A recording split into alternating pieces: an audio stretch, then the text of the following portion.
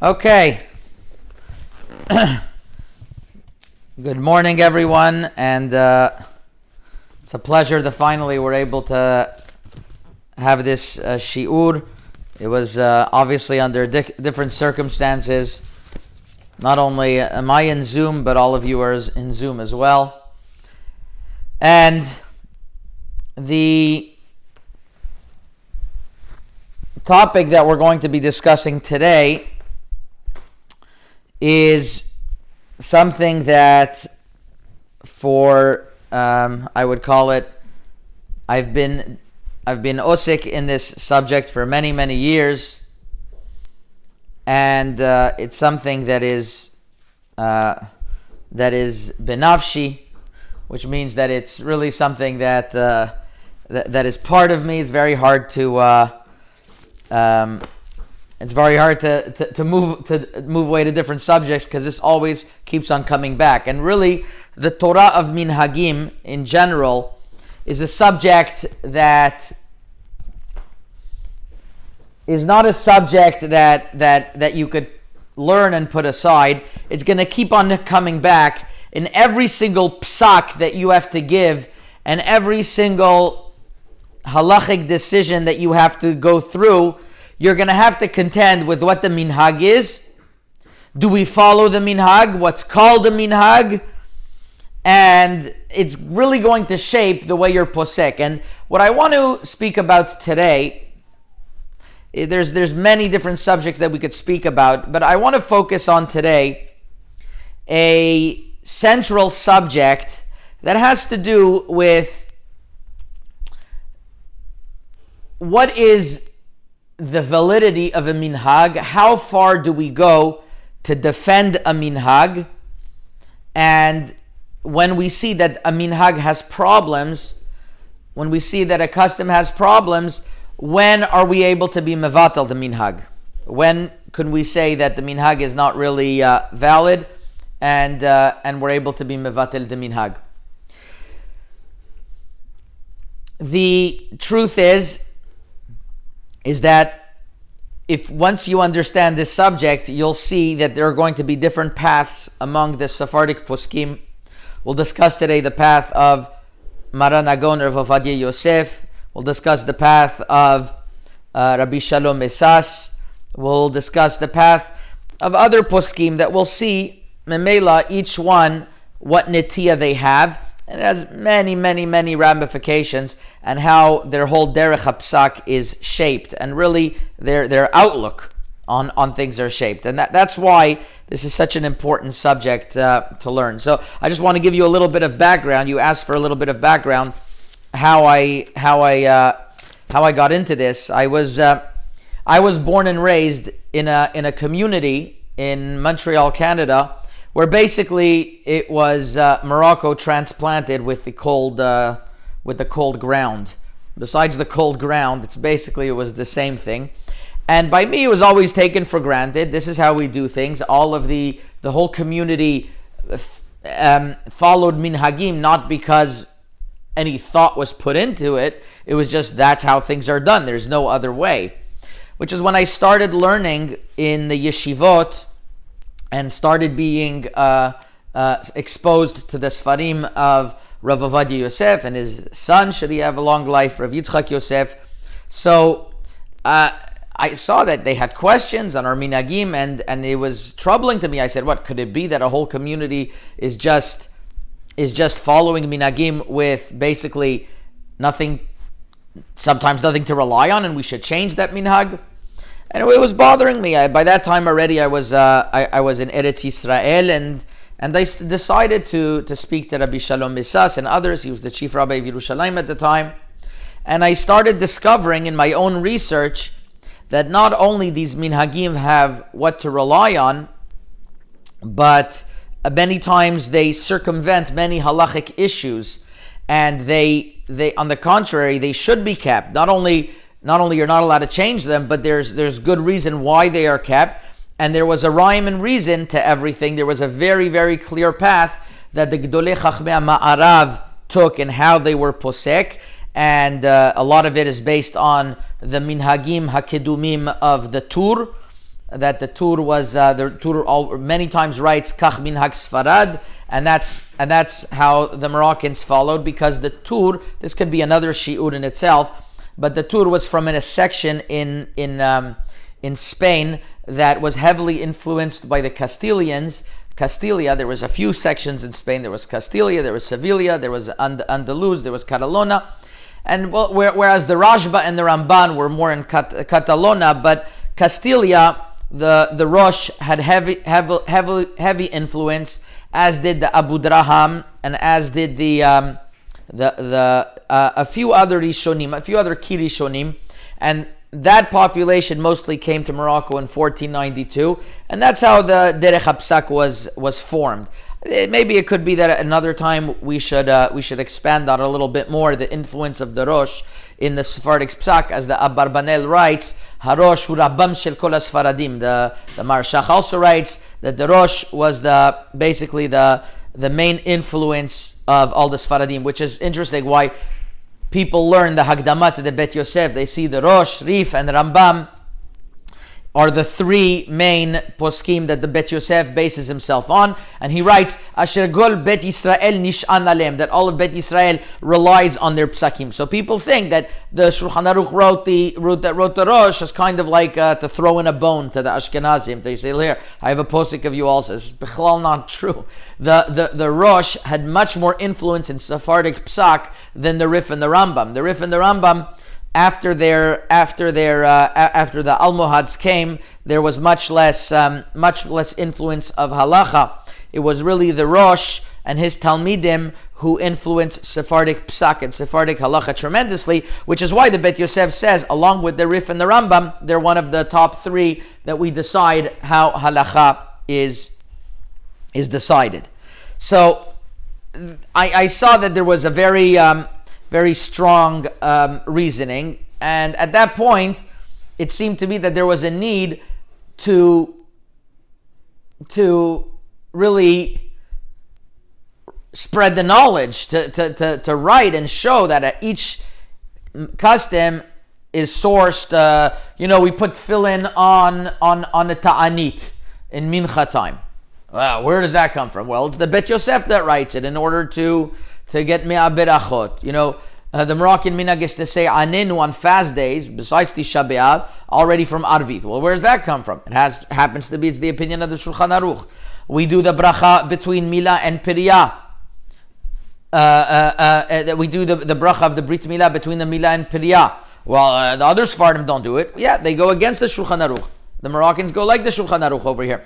So each thing over time developed, and it was shown that there was many important details that had to be written. So I approached Rabbi Shalom Misas and I asked him that he should write this. He should write a book about this.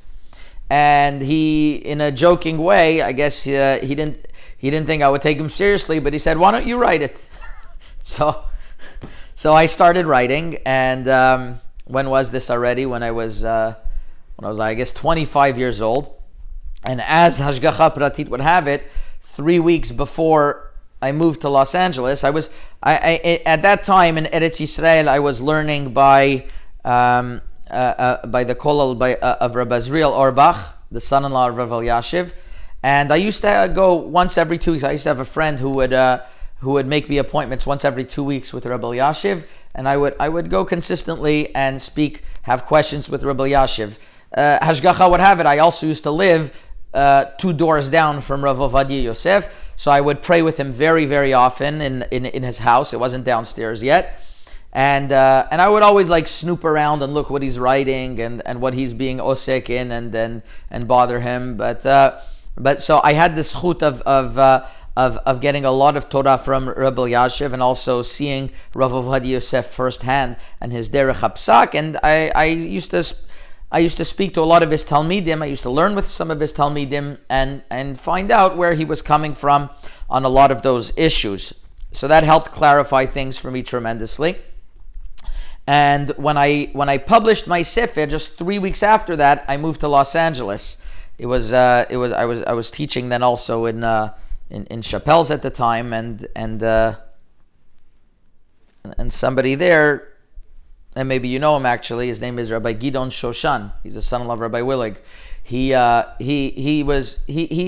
basically made the shidduch to send me to Los Angeles, and that's where I was from we'll call it 2005. Now, why am I telling this to you? Because what happened was when I left, I didn't see that the Sefer started taking off in Eretz Yisrael. I just printed the Sefer and I left to LA.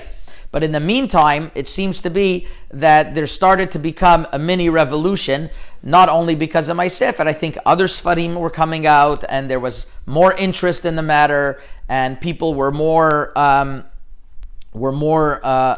aware, started to become more aware that really the Moroccan customs have what to rely on, and there are questions that could be answered, and because of that, the book gained a lot of popularity. In meantime, there was 2 or 3 editions that came out.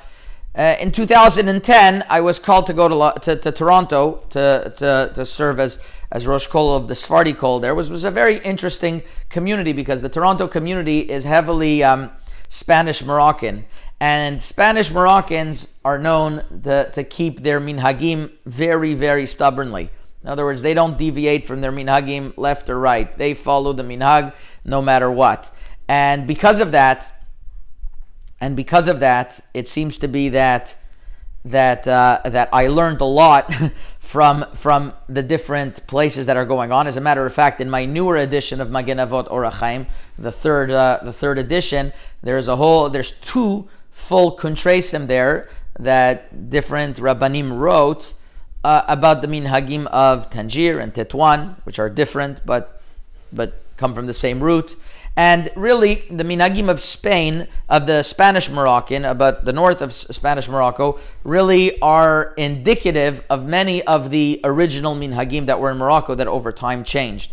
So that was for 5 years, and then Hashgacha had it that I came back to Los Angeles in 2015, and that's where I am still till today, in serving as Rosh Kollel of the Link Kollel in Los Angeles. We also have a Moroccan minyan on the side.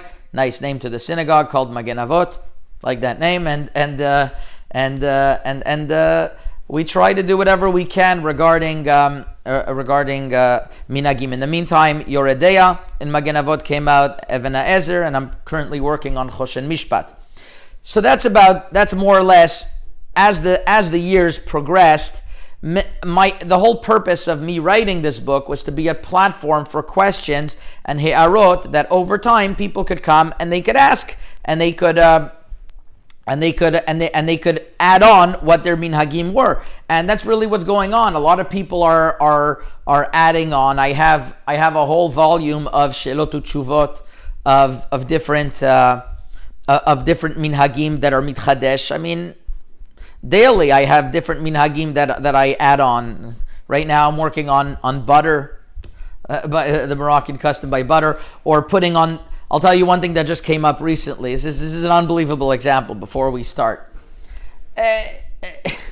Whenever we put the Sefer Torah back, if you notice, by the Moroccans and by other communities, and this is not only Minhagim Morocco, this is minhagim of Klal Yisrael. What happens is that we take off the tapuchim. We don't call them rimonim. We call them in Morocco tapuchim. Take off the tapuchim before we put the Sefer Torah back in the Aron HaKodesh. And when we take them out, somebody, usually a child, would put them on. We even sell the tapuchim. I didn't think about it. I thought, okay, it's on the tapuchim. Whoever puts them on. I didn't think there was any significance to this minhag. And as a matter of habit, I didn't pay attention. We would just put the Sefer Torah without taking off the tapuchim and without putting them back on, just because of laziness, just not paying attention. As I was learning, in my learning and my daily halachot, I opened a sefer called Shivat Zion from Rav Ben Zion Mutzafi, and there he brings Kabbalistic sources why it's important dafka to put the tapuchim on the Sefer Torah, and not to just leave it, just leave it on. It has to do with the tapuchim or the keter that you're putting on a Kadosh Baruch Hu with different sefirot. He says his father, who is a big mikubal, would be very careful. Rav Ezra Atiyah would be very careful with that. And it seems to be that there's a strong reason for it. I actually opened up afterwards the Sefer Magen Avot. In the back, I have letters of different Rabbanim who wrote their input on different Minhagim. And one of those letters is from Rav David Peretz. Rav David Peretz is currently one of the big Rabbanim in Panama. And he actually, he's a very big Talmid Chacham, and he wrote a bunch of comments to my of Minhagim in my book. And actually, in one of the comments, he writes over there, our Minhag is to take off the tapuchim before we go into the Aron Kodesh, and I don't know why. And it's amazing. In other words, I would have just said, okay, there's no reason. That's just why we do it, and that's it. But he paid attention to that detail, and he says he doesn't know why. And here I am, 10 years later, I found the reason why. Which is why you should always leave with a question. Instead of dismissing things, you see something, it could be it came because of nothing, could be not. But each thing has to be dealt b'koved rosh, and understanding where it came from and why it came. And then, as a Talmid Chacham, you could examine it. You could examine the issue at hand, and then you decide according to Psak if this is a legitimate minhag or not a legitimate minhag. But not just to dismiss things like that is not the derech of the Mesorah that we have of Talmidei Chachamim. It's something that we have to appreciate. And look, something like this of the tapuchim that I thought was insignificant, the reason why we take them off before we put them in the Aron Kodesh is because when we take them out, there's an inyan dafka to put them on al pi Kabbalah.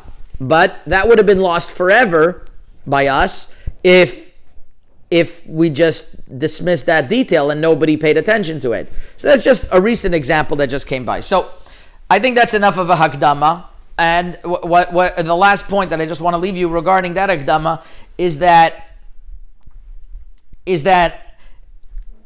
you should always strive to understand what the derech hapsak is from your parents and grandparents, and understand where they came from, because whatever Eda you come from, the Minhagim are deeply rooted. They have what to rely on, and before you're mevatel minhag, you have to know very well the sugya of Minhagim, and then you could bring it in front of Gdolei HaPoskim to know what could be kept and what can't be kept.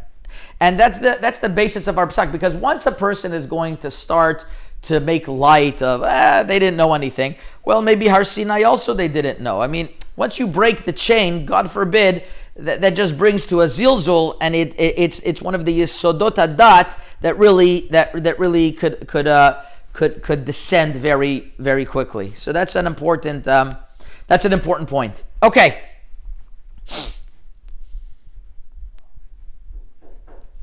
Interesting. Throughout the years, I also saw there's tremendous siyata dishmaya.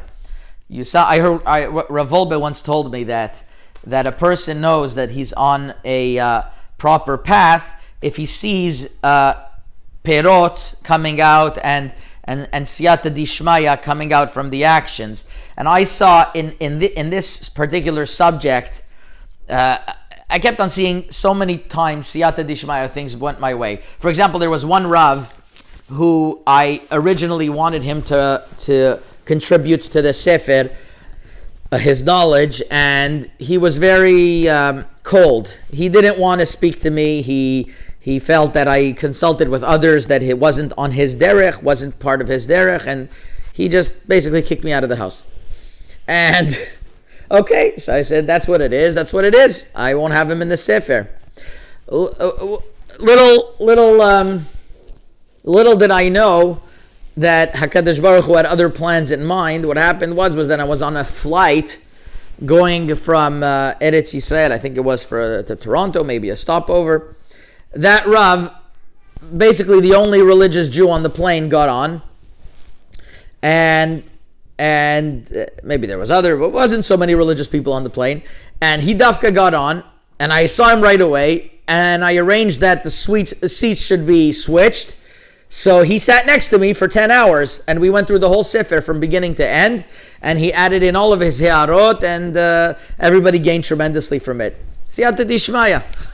That he's dafka on the same flight, that we got on the same seat. And I saw many, many examples as years went on, how HaKadosh Baruch Hu was able to send the Siyata Dishmaya to discover more and more Minhagim. Okay, now the subject to discuss today is the validity of Minhagim in general. And the reason why I think this is an important subject is because this was challenged recently heavily by the current chief rabbi of Israel, Hagon Rav Yitzchak Yosef Shlita, and he speaks numerous times on this subject in particular, and he doesn't agree with some of the points that I'm about to present to you, and I thought that that's a very interesting starting point because it'll get us to understand where the crux of the machloket is between a lot of psakim that are kept nowadays from other communities, and the derech hapsak of Rav Ovadia Yosef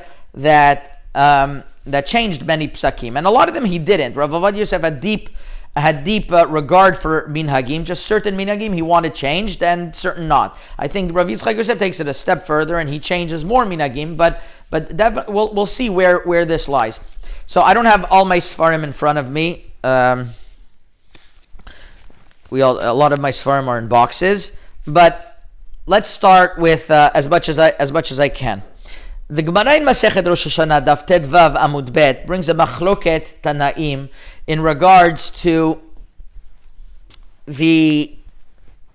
a question regarding Ma'aser, whether you go Batar Chanata or Batar Lakita, and when the Gemara is mepalpel back and forth, it leaves off with the question that really you should go, and it says really you go Batar Chanata Azlinan. We go Batar Chanata. When Rav Yochanan heard that, Ishtik, he was quiet, even though that wasn't his opinion, but it seems to be he conceded. So the Gemara says, why was he quiet? Amai Ishtik? How could you tell me it's Asr and you go Batar Chanata? I had a minhag not that way. So the Gemara answers, B'makom Isura ki nahagu shavkinan lei. In other words, Bitmiya Rashi says, in a case where you're going to have a minhag and there's an Isser against the minhag, you're going to go after the minhag, bitmiya? Of course, if there's an isser, you're mevatel the minhag, no question whatsoever. So there's a stira to this sugya from other places. There's a Gemara Masechet Menachot Daf Lamed Bet Amud Aleph that discusses parashot, situmot, and petuchot, and there also it brings that we follow a minhag even if it seems to be that there's a question on the minhag. And by Chalitza, Rabba Bar Kahana Amarav, Im Yavo Eliyahu v'Yomar Choltzin b'minhag Shom'in lo. If Eliyahu is going to come and going to say, really, we use a minal for Chalitza, we listen. En Choltzin minal and Shom'in lo. And if he tells us, don't do it, we don't listen to Eliyahu Hanavi. Why? Shikvar nahagu ha'am besandal. Because the minhag is already to use a sandal. So the Gemara, you see that even though the halacha shouldn't be that you should use a sandal, but nevertheless, since the minhag was that way, even if Eliyahu comes and tells us it's not that way, we still follow the minhag. So it seems clearly that you do follow the minhag, even if it's neged isura, which doesn't make sense, lechora. Why would you follow a minhag if it's against an isur? So there's a famous maharik and a pri chadash on this subject. It's the famous machloket between the Maharik and Pri Chadash. I think it was made more famous in light of Rav Yitzchak Yosef challenged this particular piece in my sefer. This is, if you want to look further, as some of the Minhagim Mekomot on this sefer, I'm going to speak about a little bit more. What's not written in the sefer, but it's in Magen Avot in the Shrashim Shoresh Aleph. That's a lot of what I'm discussing now. So there's a Maharik that discusses that they had a minhag in their area. The Maharik Kolon was Kimat Rishon, and he discusses that by Shabbat Bereshit, a person in the community is offers money to pay for the light of the Bet Knesset, so that he should get Rishon. Instead of Kohen, he should be Rishon. Okay. So the Kohen didn't want to leave the shul. Okay.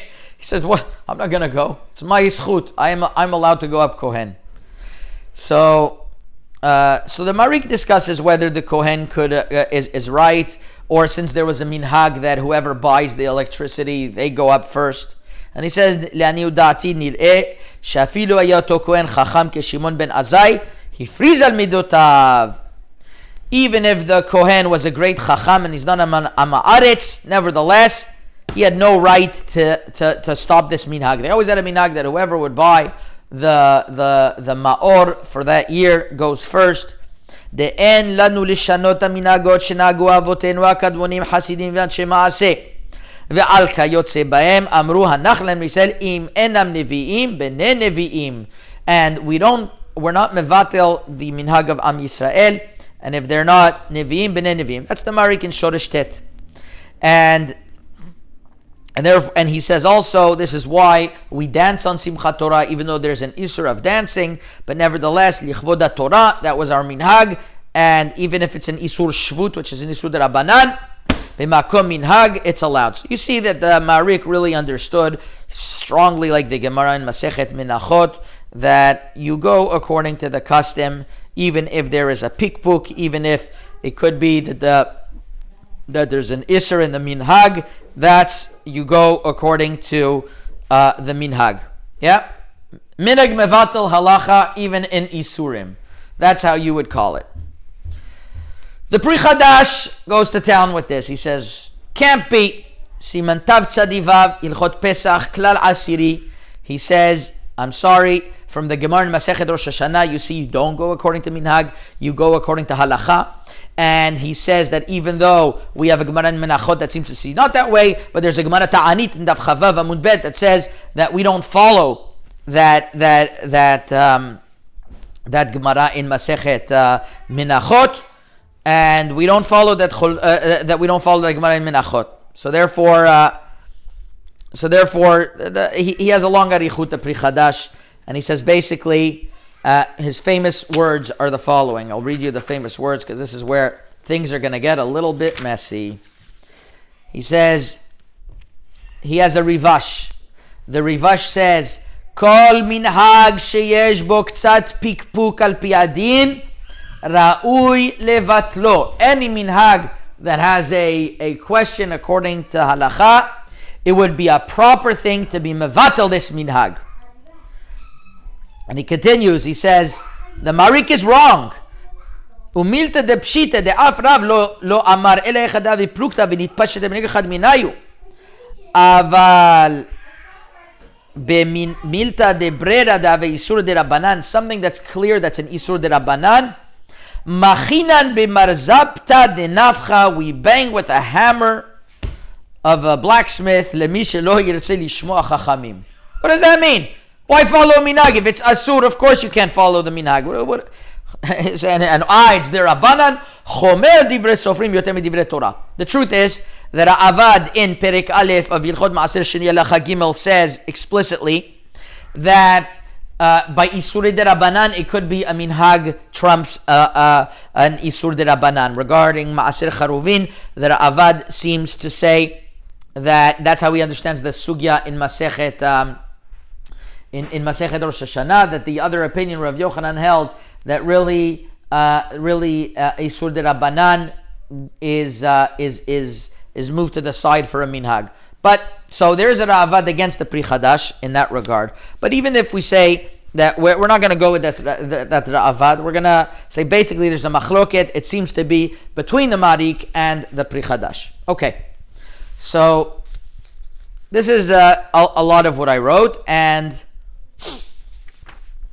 I came out with what the conclusion that comes out is, if you look throughout the generation by the Acharonim, you'll see that they always defend the minhag, and they are mikayem the minhag, even in cases where there's a question against the minhag. For example, the Maram Padava, Siman Ayin Chet, an early source, was asked by Haftarat Yonah that people would be mitargem after 3 psukim, even though the Gemara says only after 10 psukim you should be mitargem. So he says like this, and I'll read you the lashon. Ube'emet, milta tamua hu haminhag hazeh. This minhag is tamua. Achen lo ze haderech leisha'en al binotenu. That is not the path to rely on our knowledge. Ulivatel minhag kadum, and to nullify a minhag. Ach tzarich levakesh bechol oz. A person has to ask with all his might. Limtso smach leyashev oto. וככה עשו כל קדמוננו כאשר מצאו מנהג של תימהון, וזה יימצא מעלתך לרוב בתוספות ושאר פוסקים, והעריך ליישב המנהג. So therefore the Maran Padava says the derech is not stam to be mevatel minhag. You have to try to find a smach to it. That's what he writes, and he finds a smach to it. The Marshdam in Yoredea Siman Kuf Tzadi Gimel also writes regarding a tzibur that would eat vegetables in the shuk and they wouldn't see if there was klaim or not. So other people were machmir, and he says, "En leharher achan minhag ki gadol kocho ve'en lanu lishanon meshanu gekadmonenu kmo shekatav Mari Kolon." So he writes just like the Mari Kolon writes, "Ve'al ze amru hanach ve'ech yitachen shitipol ta'ut neged kol chachmei ador." How could it be that a ta'ut would if everyone is noeg one way, all of a sudden to say that they're mistaken? Can't be.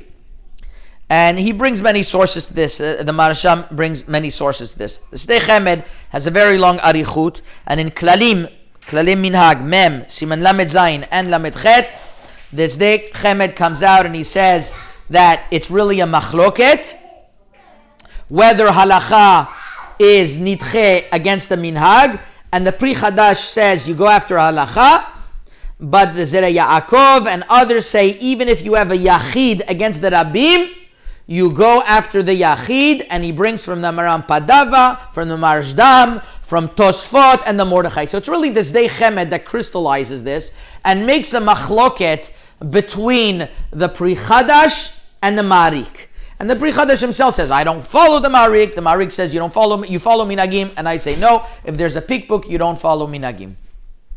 Now, that's what comes out of how the Sdei Chemed understands. Because of this, there was many Minhagim that I learned through the sources. And I saw that, for example, in the Sfarim of Yabia Omer, he has a question on a minhag. He quotes this Pri Chadash. In several different places, Rav Ovadia Yosef quotes this Pri Chadash when he wants to do away with the minhag. He says the Pri Chadash says, when there's a pikbuk on a minhag, you could be mevatel. I had many conversations with Rabbi Elyashiv in regarding when to be mevatel a minhag or not. One particular conversation I had was regarding the changing of the bracha lamal shinim v'laminim, where mesayem shover oivim umachnia minim, which was the minhag in most sidurim for generations. And as is well known, if you see in the sources of the Yerushalmi and the Tosefta and others, it says zedim. So it would make sense that you should change, and you should say shover oivim machnia zedim. Indeed, Rav Ovadia Yosef, I believe it's in Yechavedat, says to change and to go to shover oivim machnia zedim. The Reb Shmuel Vital brings the Nusach of Minim, and the Chida is a proponent to follow this Nusach of Minim. So I asked Rabbi Elyashiv, I told him, we have all sources to say Shover Oivim Machnia Zedim. And we have the Chida, on the other end it says Minim. Maybe we should change it and we should say Zedim. He says, absolutely not. He says, if you have what to rely on, if the Chida says, that's what you follow. Not only that, so I asked, and I asked him, I can't remember if it's in that exact conversation or in another conversation, and I told him the Pri Chadash says you could be mevatel minhagim. He says the halacha is not like the Pri Chadash. So the Rabbi Elyashiv told me the halacha is not like the Pri Chadash. That's what I wrote in my sefer also. Apparently, Rav Yitzchak Yosef is very upset with this. He says that it can't be that Rabbi Elyashiv said such a thing because he has many sources that we see that we don't follow the Marik and we follow the Pri Chadash. The halacha is not like the Marik and not like Pri Chadash. In other words, Rav Yitzchak Yosef in Sefer Yalkut Yosef, I have it over here. I mean, I think he writes it in a few places in Yalkut Yosef. Hilchot Shabbat, Krach Aleph, Chelek Bet, page Taf Resh Ayin Aleph. You could look over there. He says, Ra'iti besefer Magen Avot shebechol sifro chatar la'akor divrei Maran HaShulchan Aruch kedei litmoch bechol kocho b'minhagim. So, the first thing that I want to question on that is on the contraire. In French, we say au contraire. The opposite is true. In Moroccan, minhagim are mostly based on the Shulchan Aruch. They were the first ones who were mekabel the Shulchan Aruch. It's a whole different shiur. And I wrote to Rav Yitzchak Yosef back more than 15 places where the Moroccan minhag is to follow the Shulchan Aruch, and the minhagim based on the Yalkut Yosef say not to follow the Shulchan Aruch. So, on the contrary, I think that the Moroccans, out of all the Edot, do, I don't think it's only Morocco, I think it's Morocco, Tunisia, Algeria, that whole, Turkey a little bit, that whole area that was influenced by the Megurashim, Adarabba, follow Shulchan Aruch more than other Nuschaot that are heavily influenced by Minhagei Bet El and the like, that Minhagei Yerushalayim, that a lot of times, based on Kabbalah, go deviate from the Shulchan Aruch.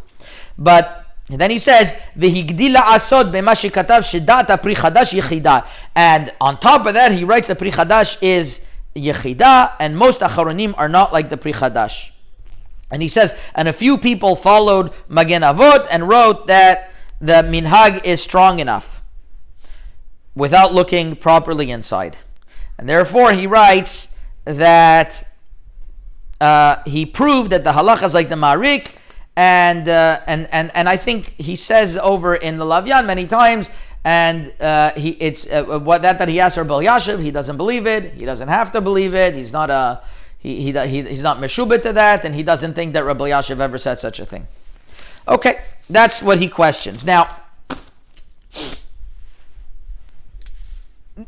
if you take a look closely at the sources, you'll see that the Achronim throughout the generations understood. Wow, where did the time go? Yeah, okay. That the Achronim throughout the generations understood that we do defend minhagim. Minhagim are not mivatel halacha when the minhagim have what to be somech on. But there's a sensitive point over here, which I think is a very, very important point. You're going to have to split everything into three categories. There's going to be something that the minhag has nothing what to rely on. It's a minhag ta'ut. On that, everybody agrees that a minhag ta'ut or mevatel. There's no question about it. It goes against halacha. It doesn't make sense otherwise. I don't think the Marik ever meant to say that a minhag will take precedence over halacha when it has nothing what to rely on. I don't think the Marik held that way.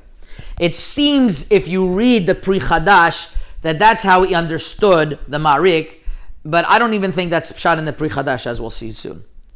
And you have a second darga, a second level, which is the minhag has what to rely on, but the majority, or there's questions on that minhag, but it has what to rely on. And it's a yachid. On that, there are many who understood that the Marik said you defend the minhag, and the Pri Chadash says you don't defend the minhag. And then you have a third subject that it's really talui in the hachra'ah. It's really dependent upon the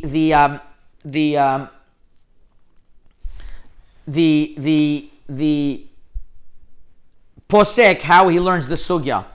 In other words, it's half-half, and really then, even the Pri Chadash says if a minhag went in one way, that's what you're going to follow. But that middle level is where everything counts. Rav Yitzchak Yosef brings many sources that seem to say that you're mevatel minhag. But if you take a close look at all of those sources, bli yotze min haklal, all of them, the posek that was writing understood that the minhag has nothing to rely on, or doesn't have enough what to rely on in order to be mekayim the minhag.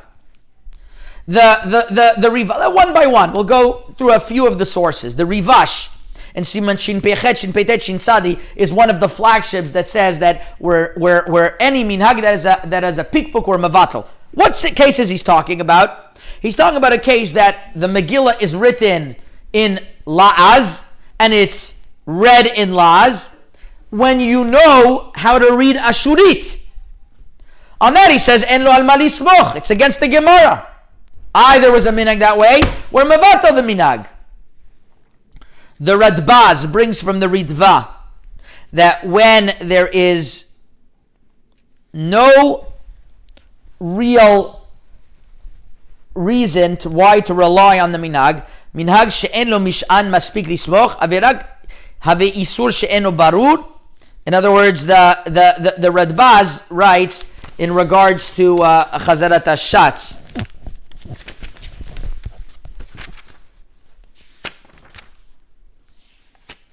In Chelek Daled, Elef Kuf Samechei writes, the Minhag Mitzrayim was to say Chazarat Hashatz B'Kol Ram, and the Shoel wrote a few reasons why. He says Minhag Mevatel Halacha, and the Radbaz says En Raya Klal Hatamach Ktani En Halacha Nikvaat Ela Ad Shye Minhag Kavua Aval En Minhag Mevatel Halacha Kvua. What's he talking about over there? That halacha is not going to be decided according to a minhag, because unless it's a minhag kavua. But if it's a minhag kavua, he would agree that there's what to rely on. The Ritva is the source that Rav Yitzchak Yosef and others, they bring, that he says that when there's a pikbuk, you have to be mevatel the minhag. And over there also, he's talking about, I'll read you the Ritva over here. In Masechet Psachim, the Ritva says, Heicha she'en ha'isur barur ve'aminag kavua, kvar iyavshar levatlo. So once again, the Ritva is talking about when you have a minhag kavua, that means there's what to rely on, you keep it. And when the minhag has nothing to rely on, then you're mevatel it. In other words, it wasn't called the minhag kavua yet. The Mari Ayash, the Bet Yehuda, in Chelek Aleph Siman Aleph, mamash the first tshuva, also writes a minhag that has nothing what to rely on. In other words, the Levi wanted to be Ole Shlishi when there was no Kohen. Very nice. Nothing to rely on. Of course you're mevatel that minhag. We're not talking about a minhag that has something what to rely on. And that's when we get to the famous Magen Avram in Siman Tafresh Tzadi of Hilchot Megillah. He quotes the Marik over there, that even if a minhag has what to rely on, ein levatlo. So the Khatam Sofer says, what do you mean? The Pri Chadash doesn't follow the Marik, and the Bir Halacha also brings the Khatam Sofer. So Rav Yitzchak Yosef says, look, you see, even the Bir Halacha said you don't follow the Marik. Only the Magen Avram followed the Marik, which already you see the Magen Avram held one way. Very, very strong. But once again, if you look over there, they're talking about that a minhag doesn't have too much what to rely on. It could be there wasn't a real machloket. It all matters how much a posek felt what there is what to rely on and what there isn't. So the Khatam Sofer was saying, well, there's nothing to rely on, you shouldn't follow. I mean, who was bigger than the Khatam Sofer in keeping minhagim? And the Marik says not that way. The Marik said that, and the Magen Avram felt, well, there was a little what to rely on. They felt there wasn't enough to rely on. In other words, there's no real machloket. If you feel that there's what to rely on, you could follow the minhag. If you feel that there's not enough of a smach, that's when you saw the poskim or the generations were mevatel the minhag. I have a proof from the Pri Chadash himself. The Pri Chadash writes in Yoredea Siman Lamed Bet Sifkatan Hey regarding something to do with the onot, how to be machshir the different parts of the lung. And he says, where the omot are limala, the onot limata, the Pri Chadash, Omer. I'll read you the lashon of the Pri Chadash over there. She'im ayu sevurim shaya mutar al pi hadin, af al pi chen nagu bo isur, en lechalek ben hefsed muad lefsed meruba, ubechol gavni yesh le'esor lahem. If people thought it was mutar al pi din, and it's really asur, it's asur. And he says really like this, shebe'emet nireh shemi shenahag, או אם היא כן טעה בדין חילוף או נמשך על איזה חכם שפירש כן, כיוון שכל הפוסקים חולקים עליו, יש לו דין מנהג טעות. Pri Chadash doesn't say, well, a few poskim argue. He says, since all the poskim argue, that's called the minhag ta'ut. Mashma from the Pri Chadash, that if there would have been what to rely on, then you would have held of that minhag. So it could be the Pri Chadash was so adamant against the Marik, is because he understood that there wasn't anything to rely on. And that's why you're mevatel it. And he understood the Marik saying that, well, if there's nothing to rely on, but it's still minhag, you could follow that. No way! Or there was very little to rely on, because nothing to rely on. I don't think anybody would say that, but there was very little to rely on. But even the Pri Chadash would agree that if there's something strong enough to rely on, then we're not mevatel the minhag. So it turns out that this whole machloket between the Pri Chadash Marik I don't think it's such a big machloket. I think that it's, yes, the Stei Chemed makes it as a machloket, but I think it's much too, I think that the majority of the poskim all understand, and I don't have to tell this to you. You see the sources yourself. You see posek after posek trying to be miyashiv and minhag. You read through the whole Sefer Aruch HaShulchan. You read throughout the generations of the Sfarim Shirot Utshuvot. When there's a minhag, they try to rely on it.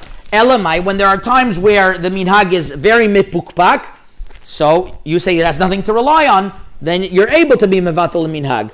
But a lot of times, what's going to happen is that you're going to have a middle darga. You're going to have something that has what to rely on, but most poskim say not that way. On that, it seems to be that we follow the minority if it was a minhag kavua. The Hilchot Ktanot, Rav Yaakov Chagiz, who was one of the Gedolei Yerushalayim, he originally learned in Fez in Morocco, he writes that if the halacha is like, if the minhag followed the minority opinion, that's how HaKadosh Baruch Hu wanted it, the psak to be, because his love for Am Yisrael is not going to lead them in a different direction, that's not the halacha. That's the Marik, that's the Hilchot Ktanot. I bring it in my introduction in Magen Avot. I bring in my introduction to Magen Avot. You could look over there. Now,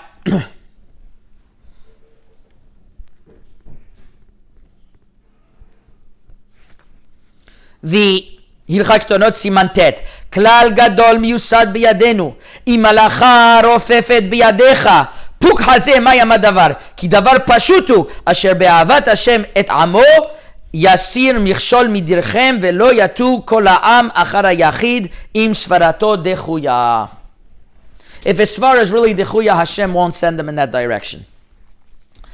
This to me seems to be something clear, and it seems to be that's why many of the psakim that the Yalkut Yosef brings, he says, well, you see, you don't follow the Marik. We're talking about times where really there was what to be mevatel the minhag. It wasn't a minhag kavua, or it didn't have so much what to rely on in the first place, so it was called a minhag ta'ut. So there's a concept of minhag ta'ut, and there's a concept of minhag mevatel halacha also. It just matters how much there is what to rely on, and each posek is going to say, according to his sugya, what there is to rely on.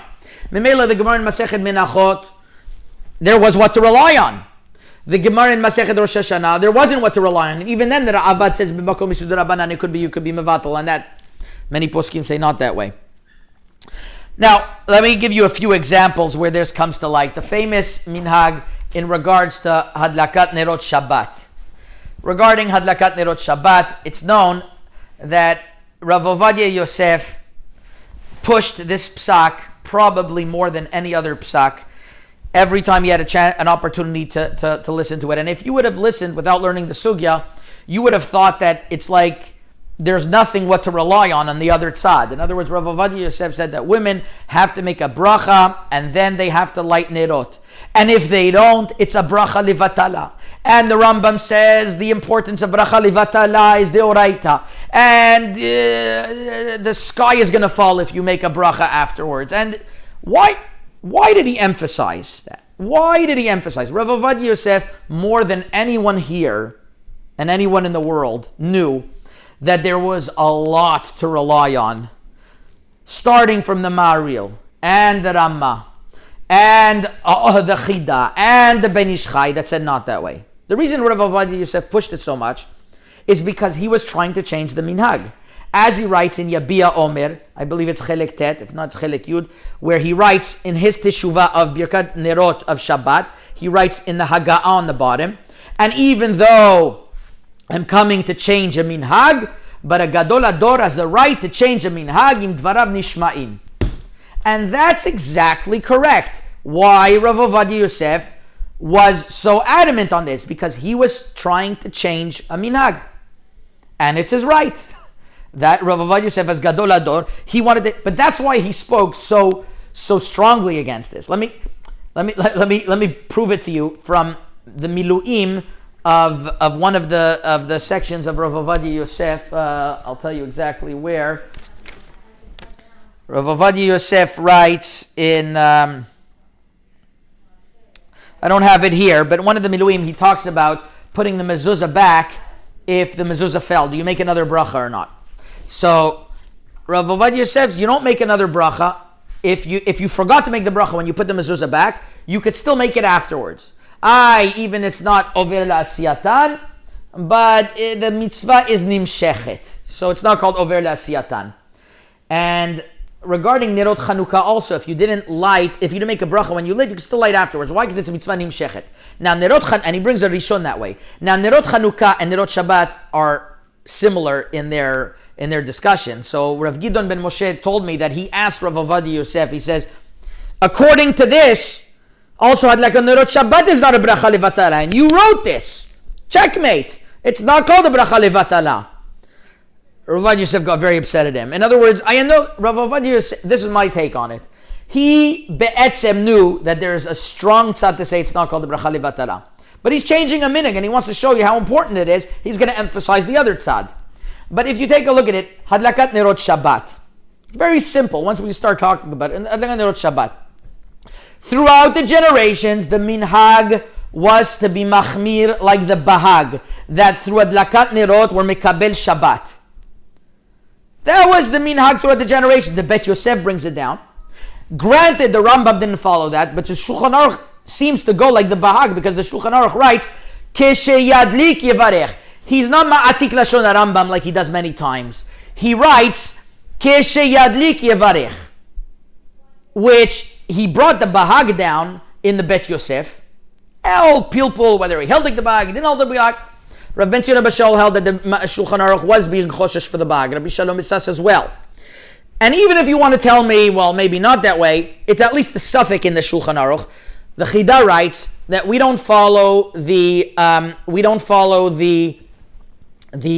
Aruch when it's not clear. When something's not clear in the Shulchan Aruch, what's his daya? We're not mishubita kibanu orat maran. Especially over here, it seems to be Maran said that you light and then you make the bracha. You're going to say it's over la'asiyatan. Well, there's many times where the mitzvah is nimshechet, or according to the Ramah, you cover your eyes, it's okay. So you have the Ramah, you have the from the Maril, and you have they found Rishonim that way of the Sefer HaNi'ar. You have the Chida, you have the Ben Ish Chai. All these Acharonim write that's the minhag. It's the universal minhag. Besides in Teiman and maybe one place in Iraq, the Gedulat Elisha writes there's two minhagim. The universal minhag by Sfaradim and Ashkenazim was to by the women, not the men of course, by the women to light and then make the bracha. So Rav Ovadia Yosef Be'rov Gedulato wanted to change that. He says, well, it just came out that way, whatever, but he really feels the halacha is not that way. Granted, but you're going to tell me that this is called the minhag that has nothing to rely on, that you could be mevatel the minhag? I don't think Rav Ovadia Yosef would say that himself. Just he understood that he's able to be mevatel the minhag, like the Pri Chadash. But if we don't follow the Pri Chadash, you're not able to be mevatel the minhag. There's very much what to rely on. Not only there's a little bit what to rely on, it's the strong shita to rely on. You have the bahag that, on the contrary, the Aruch HaShulchan writes that if a woman makes a bracha and then she lights, it's kibracha levatala, he calls it. He says kibracha levatala. She's saying, Le'adlik ner Shabbat, and then you light a match. How could you do that? So, on the contrary, Rav Ovadia says bracha levatala to do afterwards. The Aruch HaShulchan says bracha levatala to make it beforehand. I think when Rav Ovadia read this piece that I wrote on, they got very upset. Bichlal, when I wrote to him one piece, and I gave it to his chavruta Rav Yisrael Yonah to read out to him, and he started reading it out, I asked Rav Yisrael Yonah what happened. He says, I couldn't finish the letter because, his blood pressure was rising and it was dangerous. I didn't want to start up with Rav Ovadia on that. He was very esh v'mayim in certain of his shitot, but I asked Talmidim and I can never get a clear answer, but he was very adamant on this particular point that he wanted to change the minhag of Birkat Nirot, which is why the Yalkut Yosef questions the Magen Avot. He says, well, how could he say to defend that the minhag of Ktsat Nashim that was only nitchadesh tens of years ago to light and make a bracha? Tens of years ago? There's not one Sephardic posek that I have found that says that the minhag was to make the bracha and then to light. The Ma'amar Mordechai writes that he thinks the halacha is to make a bracha and then to light.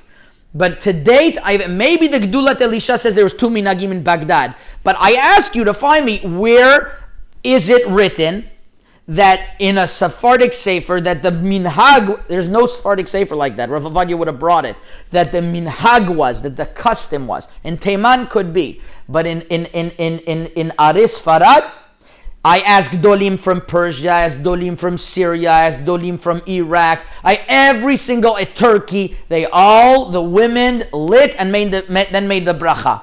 Ashkenazim, all Ashkenazim that way. They were all to'eh. No, we followed the Bahag. That's how Hashem wanted us to be choshesh for the Bahag. So that's a subject, Bichlal, that I have a little bit of trouble of understanding why Rav Ovadia Yosef was so adamant on this. I know why he was adamant. He wanted to change the minhag, which is why he was so adamant about it. But why other people go around without learning the sugya and saying,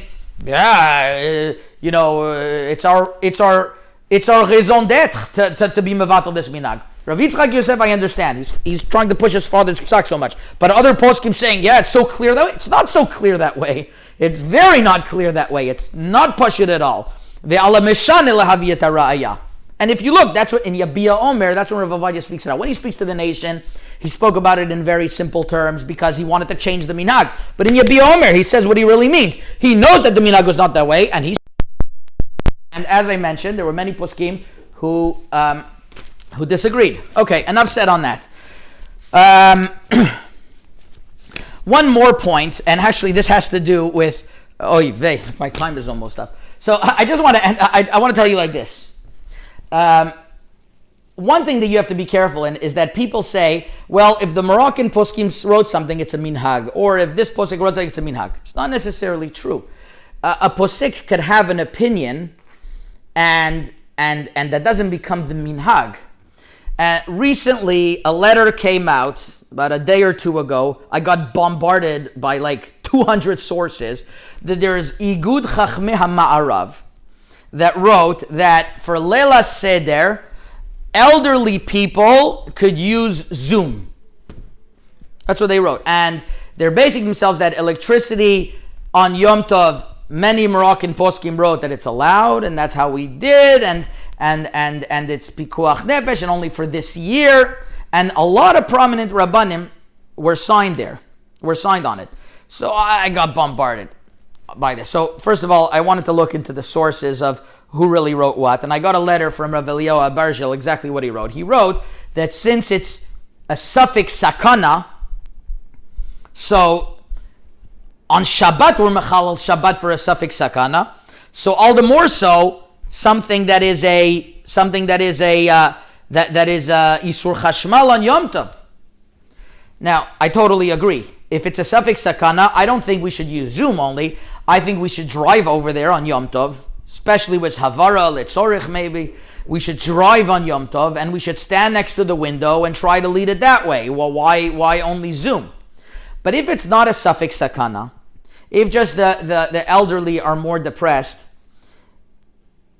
just because there were some poskim from Morocco that wrote that the minhag by electricity on Yom Tov is to be lenient, doesn't necessarily mean that that's the minhag. Now, there are some road doubts how they were accustomed to, that's how they were nog that way.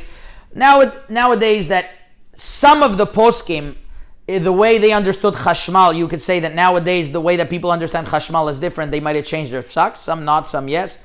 Not getting into that. There's other issues over here. Reb Elyashiv, the Sefer Chutshani, I saw Rabbi Javahari just showed me, Rav Hershel Shechter wrote the same thing, is that there's a question of kotev. When you're passing by a camera and you don't have kavana, the main heter is because it's lo nichale, lo ichbatle. But when you're standing in front of a camera and you have kavana to show your face, so that's called nichale. And it could be you're making a picture that you're showing yourself. That's how Rabbi Elyashiv, Rav Karelitz, Rav Brusha Shechter also understands. It could be a Siddharabanan because it's Eno Shel Kayama or Shlukadarko, however you want to say it. But there's a bigger question over here regarding, so besides the fact of electricity and Yom Tov, third of all, is that, they say they're going to leave it on before Yom Tov. Everybody who used Zoom, now this Zoom is working very well, is because we're talking about millennials over here. Or people who are a little bit, younger guys. And you guys know how to work the Zoom. But elderly people are not the most technologically savvy people all the time. And you're going to tell me that they're going to start using it after 40 minutes. They didn't subscribe to the real plan. It's going to go off. It could be a bunch of takalot. And what type of message is it showing? If this is allowed, then television is also allowed. Where does it stop? So I don't believe, I believe that certain Rabbanim that signed on to it only understood about a certain scenario where it's a pikuach nefesh. I just saw actually today, Rav Shlomo Amar wrote a letter also saying that chas v'shalom to be mat, there's such a thing. I don't think it has to do anything with Moroccans or not. Really. Moroccans got a bad rap for this. It has nothing to do with Moroccans. It has to do with a question whether you call it enough of a suffix sakana or not. And if you do, go ahead. Chas v'shalom. We're the most Am Yisrael. Anytime there's a suffix sakana, that's what we go by. So that is what regarding this point Zoom. I just wanted to bring it up because you shouldn't understand that just because a certain Moroccan poskim say something, that's the minhag. Each thing you have to know what was really nahug, and that's a whole separate shiur. The Chazon Ish says something that's got a minhag is something that the chachamim of the place had to be noeg that way. So if the chachamim of a place are noeg a certain way, then that's called the minhag. The chachamim are not noeg a certain way, and certain people were noeg. Not always that called a minhag. Each thing has to be examined properly, which was the point of my sefer, to go on each point and say what was nahug mimikedem and what was only a minhag that was like everybody throwing a bunch of water on each other on Shavuot. There was a minhag to sprinkle a little bit of water, but just like that to go crazy, the Rabbanim were against it. So there are certain minhagim where I'm the first one to say we have to be mevatel minhag. I'll leave you up with that like this, that there is a minhag tamua in Morocco. I don't know what to do with this myself. I'll tell you, this is a minhag where I have problems with. We're overtime, right, Rabbi Javari? I'll finish up with this. We are overtime. We have a few minutes buffer, so you can finish. Okay, so let's finish with this. Is that in my sefer, the end of Orach Chaim, right? There was a minhag in Morocco that the woman wouldn't listen to the Kriyat Megillah during the day. It says in the Gemara not that way. It was their minhag. So I bring the minhag on top, and I write one of the sources, Rav Chaim Misas, who was the father of Yosef Misas and the Rav of Rav Baruch Toledano, writes in the name of one of the great Berdugos of a few generations back, one of the Gdolei Ador, that yes, because they were Tarud be mitzvah, or that was the minhag.